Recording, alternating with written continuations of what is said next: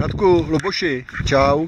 Věříte prosím vás můj pozdrav, tento pozdrav i všem kamarádům ze Silvestra. Zdravím vás z vrcholku nejvyšší hory Malajsie Kota Kinabalu, 4093 metrů, na kterou jsem dneska vyšplhal. Podívejte se chlapi na ty panoramata, jo. Vidíte to?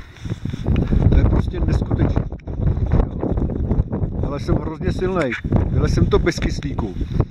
A za jeden den, to co ostatní lezou za dva, tak já jsem vylezl za jeden. Jo. Spolu se svým skvělým průvodcem a kamarádem Wilfriedem jsem to vylezl.